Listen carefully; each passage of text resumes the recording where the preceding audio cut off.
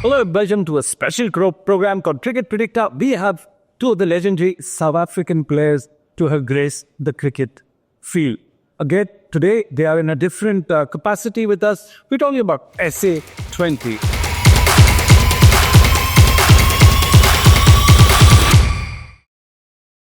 And we're talking about the third season of SA20. Of course, you've got the commissioner himself, legendary skipper, and also someone who's come back to his home, Mumbai, but in a different role altogether. Welcome, gentlemen, to the... Thank you. We're going to start, Graeme, the commissioner of T20. We had 6 pillars in the trophy. Are the pillars going to increase this year, next year, in 2 years' time?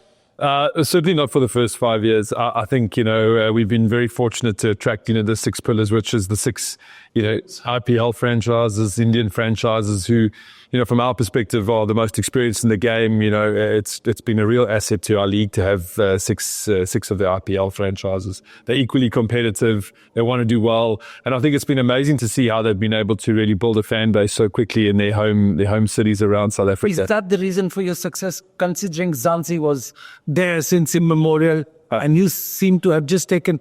Is it fair to say that you're the number 2 T20 league in the world?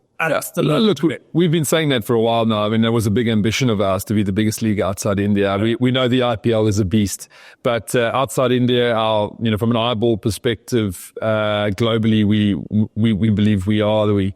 Some serious numbers last year on season 2. Crowd stats are up in South Africa, averaging over 80%, which is kind of unheard of for a domestic tournament in the country. The economic impact has been massive, over 4 billion to the economy in South Africa. But from our perspective, it's also being able to attract and develop cricketers in South Africa. And I think, to see the teams going into season 3, the likes of the quality that's coming, and then, seeing the South African talent going from strength to strength. And I've just spoke about the quality of the players that have come in. Is that the reason why, Mark, you've gone from 41 to around 91, 48 to 91 in the last auction of IPL? Yeah, potentially. I think what it has done, if you have a look at the IPL, what it's done for Indian cricket and the depth pool that it's created, I think we're starting to see that in South African cricket now as well. All these youngsters coming through, getting opportunities to play with international superstars.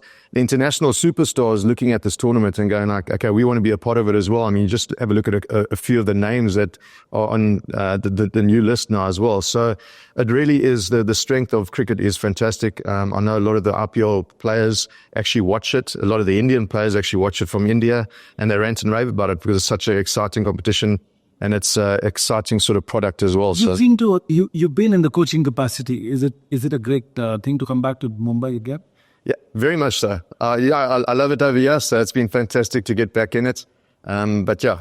Talking about the talent is not only just in the team itself, because we've got some 17-year-olds making a debut in the IPL and not in your team. Do you want to give a quick word on that fast bowler under 19? Mapaka, yeah. So, we would never have found these guys if it wasn't for the SA20. And these guys are getting opportunities playing against the best players not only in South Africa, but in the world as well. So this is where you find these talents coming through. And then there's big opportunities. As you guys spoke about, I do think that it's number 2 in the world, second to the IPL. And I think that's fantastic as well. And the 91 players that are in the auction this year, is testimony to that as well. Absolutely. We just spoke about number 2. He's reaffirmed. What do you think is the ingredient? What is the secret mode or the secret recipe? Is it because of all the owners are Indian and they've been up the curve? Yeah, look, I think the 6 IPL franchises are a huge asset. I think the league has been well run, both centrally and with the teams. I think the teams have been able to attract some serious talent. They've put together, competitive cricket teams.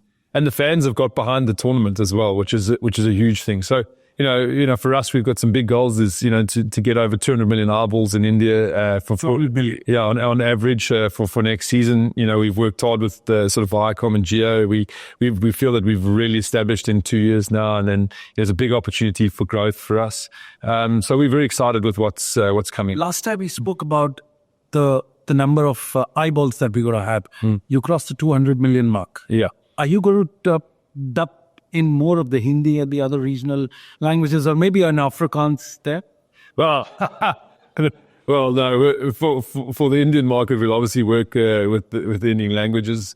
Maybe we even get some Boucher going. But, you know, from our perspective, India has always been an incredible place for South African cricket, the relationship between the fans and South African cricket. And to see how, you know, in just 2 seasons, you know, how we've established ourselves in India, the fans have got behind us, they're tuning in, and we want to grow and we want to put on something, you know, really special for them. 200 million eyeballs that we have it from here. India's got the largest diaspora in Durban. What do you make of it?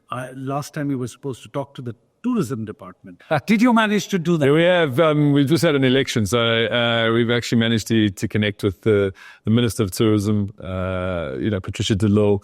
I know she's coming to India actually at some point in the near future. We've met with them. Obviously, the Indian, you know, Indian sort of people are very important to South Africa and the growth of tourism in South Africa. And, you know, SA20 certainly is a catalyst for that. And you're actually on the cusp of a new year, which is one of the largest visited city, Cape Town. Yeah, we are. And I think what we're starting to see is that the Indian cricket fan, the Indian tourist is coming to South Africa, watching a cricket game, and then going to explore the country. So, you know, we're working with tourism to make sure that we can really, you know, benefit both India and South Africa. We need to start with the direct flight, though. We need to do that. But that's something you need to put to your... the Minister of Tourism. But coming back on a far more serious thing, you've got the players at one side, but you also have 3 of the coaches from South Africa. Now, and one of them is not a very decorated one, but he's won you 2, Addy. He's won you 2, this thing. And do you think South Africa has become the hub of coaching since Gary has turned up? That you're still here. Do you think it's becoming a hotbed for all the big coaches? Yeah, I think there are a lot of past players who are really enjoying getting into that. Not only past players, but we've got some really good coaches in our country. And you see them, they're traveling all over the world. I mean, with franchise cricket at the moment, you know, they're doing different stints everywhere. And then they're all coming back into the SA20 as well, which is fantastic to see. Is that the reason why you go on to 3 World Cup finals in the last 24 months? And no, well, let's not talk about World Cup finals because we lost it. We're getting there slowly. But listen, I mean, what we want to see is South African cricket strong and competing against the likes of India, England, Australia consistently. You know, those are, I think, probably the top 3 nations in the world game at the moment. And, you know, for us, it's about creating a player depth that can consistently challenge. You know, they've got an opportunity for, you know, the test championship now, you know, final of a World T20. And, you know, with a good SA20, hopefully we'll keep adding another 10, 15 players to that ecosystem that can challenge for places in the national team. Take a step back. We're just sticking to the SA20. Now that you followed the IPL, there's a women's IPL happening too. Are you following on the same lines, or are you just looking at expanding the men's base? No, look, I think for us, it's about developing the women's game in South Africa and, you know, working with Cricket South Africa to increase the player base. I think, you know, for whatever reason that has taken time to come into the system in South Africa. So developing, you know, enough local players really helps you build a tournament. So what at SA20, what we're doing is we've invested in under 19 camps, coaches, and then we've also developed a schools program now with both girls and boys. Well, you know, this season is our first season where we've got over 500 schools playing in a tournament, both girls and boys. So we're really investing in that grassroots opportunity to try and strengthen the women's game and the men's game. Is that a natural expansion because that becomes your talent pool and you don't have to look outside? Just pay your own players, get them at cheaper price. Is that the part? No, look, I think, you know, we said from the start that at SA20, it's about exposing our players to the best in the world. I think with the franchises, they bring business, they bring the best coaches, they bring the best medical physios, the international talent that comes is some of the best in the game. And then we're putting our national players plus, you know, maybe another 50, 60 players in that ecosystem. And it's highly competitive, it's highly professional. And that's where we want to, you know, use this platform to develop South African cricket and keep it competitive. Is it fair to say that South Africa is not only produced the number 2 league, T20 league in the world, but also slowly inching towards the number 2 team status in men's, women's, under 19 men's and under 19 girls? Well, listen, I think that'd be a great story. I think the resources in South Africa have been under pressure for a long time. So to see, over the last year, certainly in white ball, I think our team has done well. The test side has, got a shot at the World Test Championship. The ladies have the ladies have made another World Cup final, and obviously our under-19 team, have done well. So, even at SA20, we've introduced the rookie team, the rookie players. We've seen, the teams really keep on to their rookies. So we're seeing the young talent coming through, and hopefully more superstars will start to shine. The Commissioner, if I were to ask you for a Christmas wish for your league, what would that be? There's many. When you're building a tournament like this, you always have a few nerves going into every season, and it's a good place to be because you want it to be hugely successful. But for me, full houses and great weather in South Africa is one.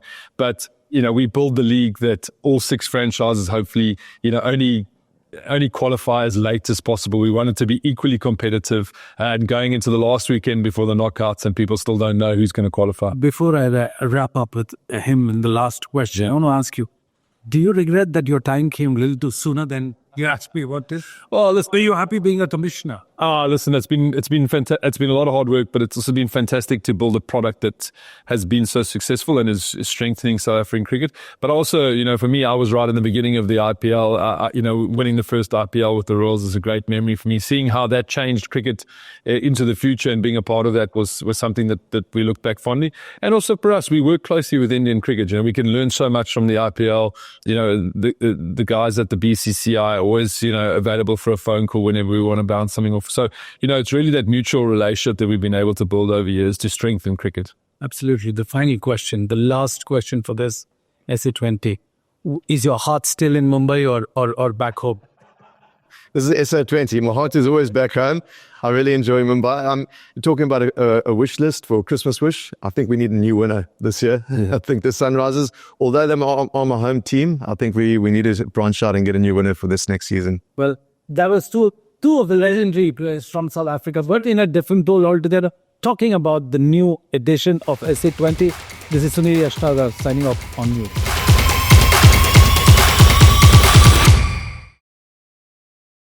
For more such videos, subscribe to the NewsX YouTube channel, hit the bell icon.